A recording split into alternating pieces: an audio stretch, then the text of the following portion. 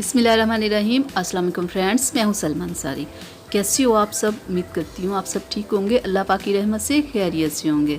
तो आज मैं अपने किचन में बना रही हूँ आलू गोभी का सालन। तो चलें स्टार्ट करते हैं इसे बनाना। तो उसके लिए हमें चाहिए गोभी जो मैंने काट के रखी हुई है, आलू, टमाटर और ये तमाम मसाले जो हम इसमें ऐड करेंगे, लेमन और रेड मिर्च, सब्ज़ मिर्च, सब्ज़ धनिया और अदरक लहसुन का पेस्ट और प्याज।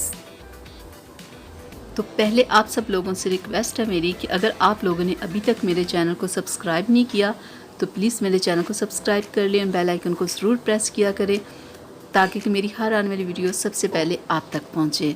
चलें तैयार करते हैं आज की रेसिपी। तो उसके लिए मैंने चूल्हे के ऊपर कढ़ाई रख दी है। तो इसमें हम डालेंगे ऑयल।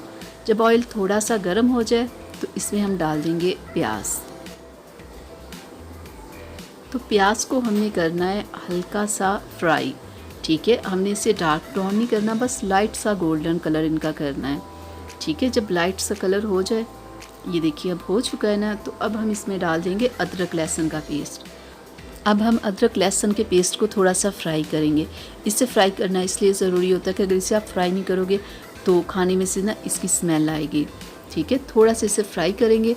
जब ये थोड़ा सा नीचे लगने लगे तो फिर हम इसमें डाल देंगे टमाटर, ठीक है। पानी नहीं डालना, थोड़ा सा टमाटर डाल के फिर इसे फ्राई करेंगे, बिल्कुल ऐसे। तो जब टमाटर थोड़े से फ्राई हो जाएं, ये देखिए अब टमाटर थोड़े से फ्राई हो गए। तो अब हम इसमें डालेंगे रेड मिर्च,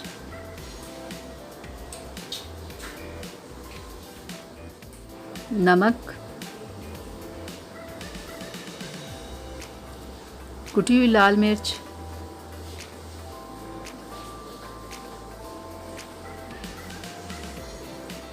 हल्दी पाउडर और अब हम इसमें डाल देंगे सब्ज़ मिर्च। तो अब फिर हम मसाले को करेंगे फ्राई अच्छे से, ठीक है। 4 से 5 मिनट इसे फ्राई करेंगे हम।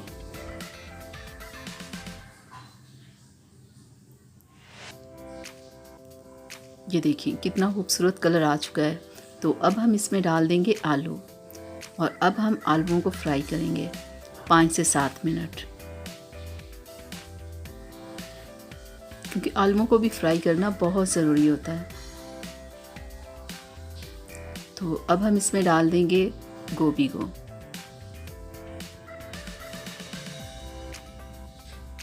और अब हम इसमें ऐड करेंगे लेमन को। हाफ लेमन आप ऊपर निचोड़ दें और इस पे हम डालेंगे ज़ीरा पाउडर, ब्लैक मिर्च का पाउडर डाल के हम इसे 10 मिनट के लिए ढक्कन दे के रख देंगे। पानी हमने इसमें ऐड नहीं करना, इसके पानी में इसे पकने देना है।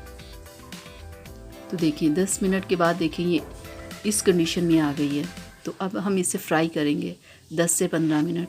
पानी डाल के आपने इसे नहीं पकाना, बस फ्राई करके ही आपने इसे पकाना है, क्योंकि फ्राई करके पकाई हुई गोभी का बहुत अच्छा टेस्ट निकलता है। पानी आप डालोगे तो बिल्कुल हलवा बन जाती है। तो हमने हलवा नहीं बनाना, ऐसे खड़ी खड़ी सी गोभी नज़र आ रही हो ना तो वो अच्छी लगती है। तो 10 से 15 मिनट थोड़ा टाइम ज़रूर लगता है लेकिन अच्छी लगती है। ये देखिए 10 मिनट हमने पका लिया, देखिए कितना खूबसूरत कलर आ चुका है। तो अब हम इस पर डाल देंगे सब्ज़ धनिया। गोभी हमारी तैयार हो चुकी है। तो और हम इस पे डाल देंगे रेड मिर्च।